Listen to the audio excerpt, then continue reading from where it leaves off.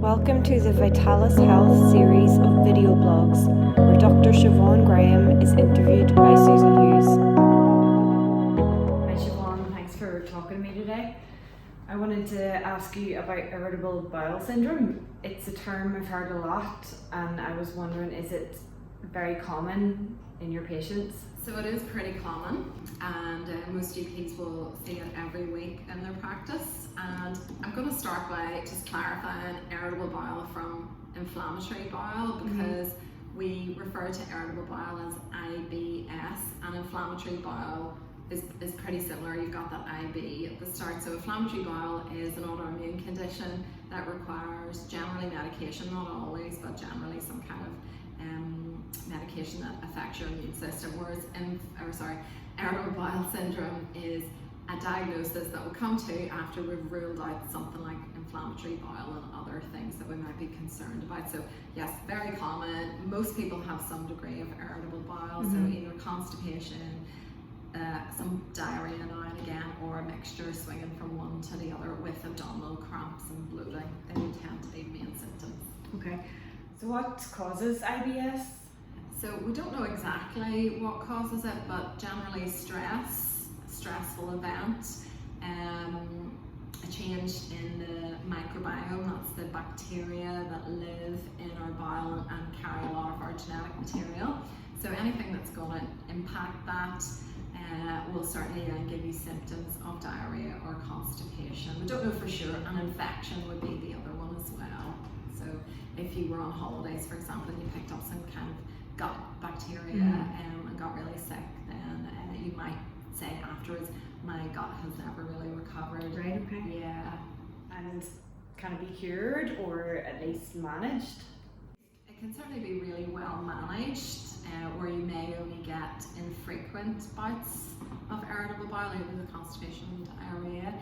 For some people, a small percentage of people, it's long-standing, and it can be difficult to manage those symptoms. And in my experience, so I'm not a gastroenterologist, but I certainly see a lot of people with irritable bowel.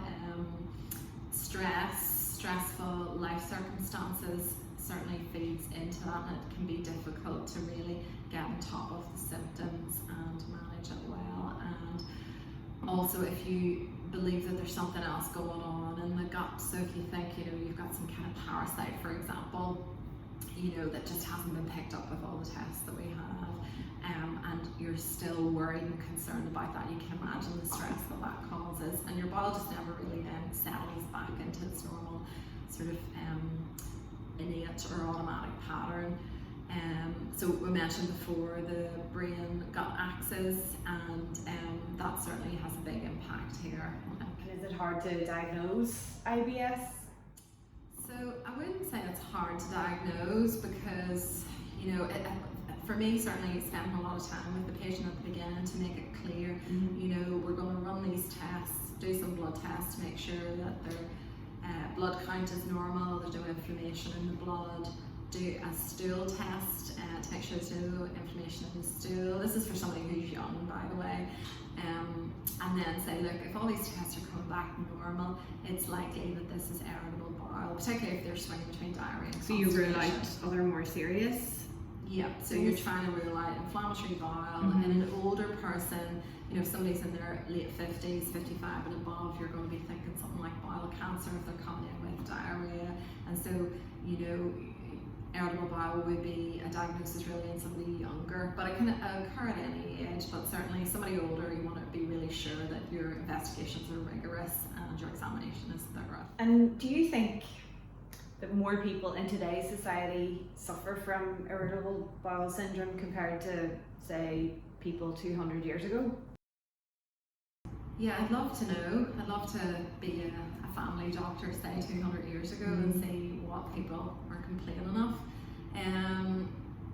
So I know it definitely existed hundreds of years ago, this kind of dysfunctional bowel, but I don't know for sure because we don't have any studies, but I imagine it is more common now.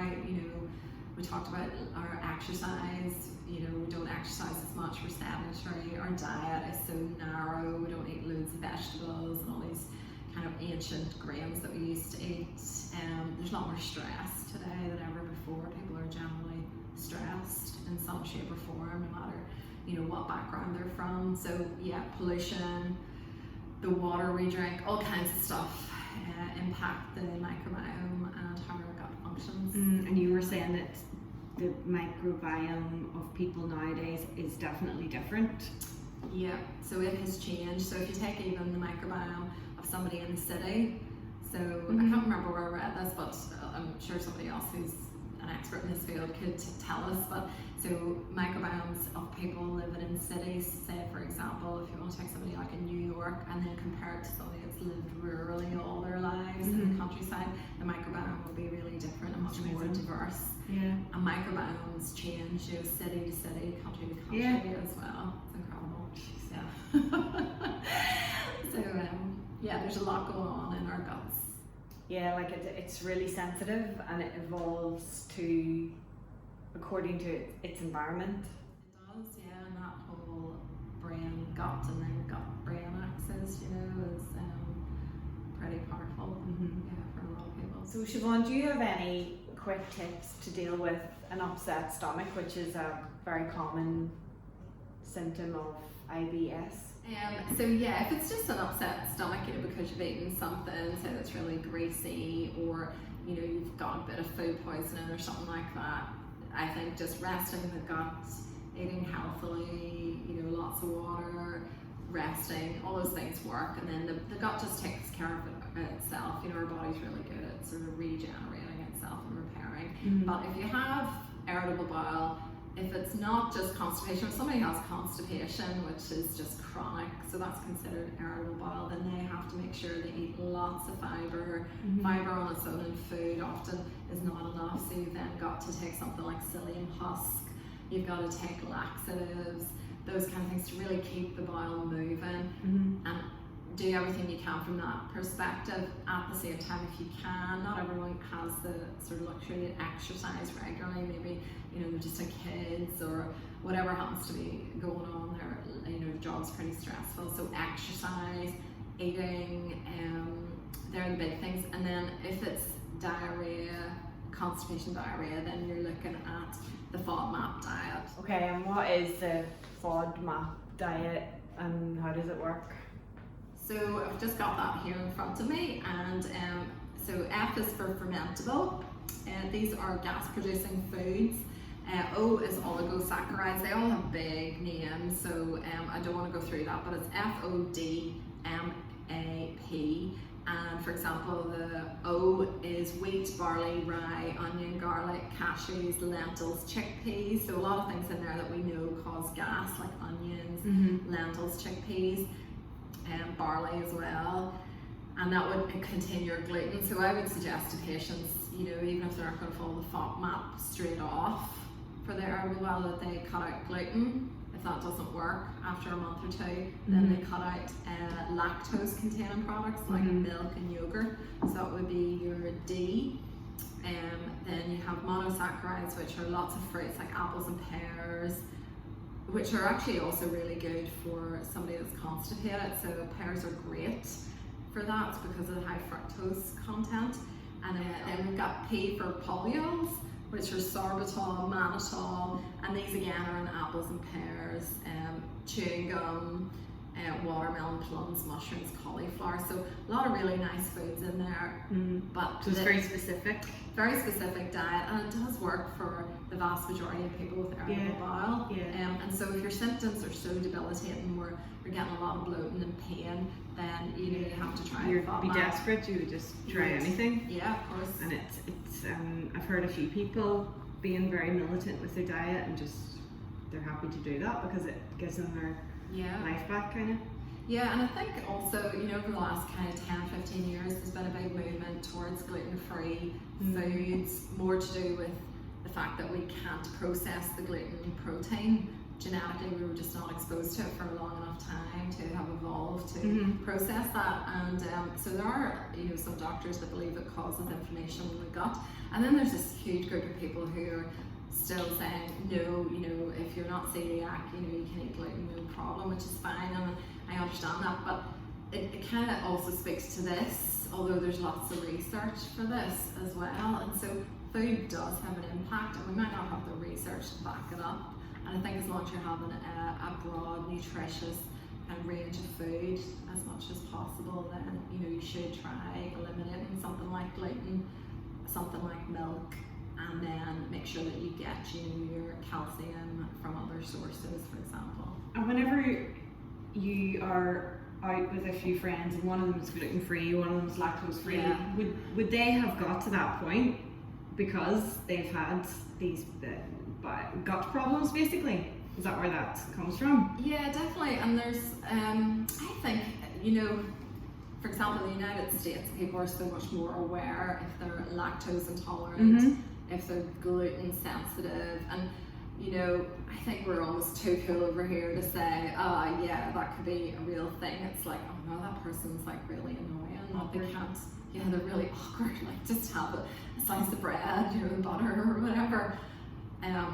But yeah, I feel that there's lots of people who are lactose intolerant. They just don't know until they actually try drinking milk without lactose in it, and then all of a sudden your symptoms settle down, or you start drinking oat milk and your gut settles down, for example. So you have to try these things. You have to really believe that this is going to make a difference or could make a difference.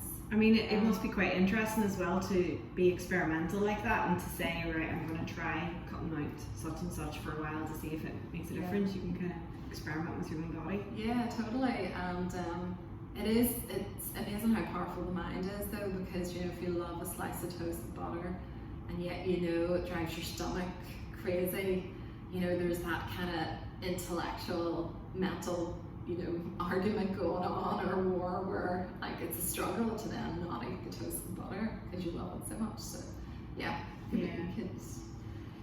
you can talk about this forever, but if you have the willpower, I think then it certainly gives me a lot more respect and admiration for people who have managed to cut certain things out of their diets. Like, it's no joke.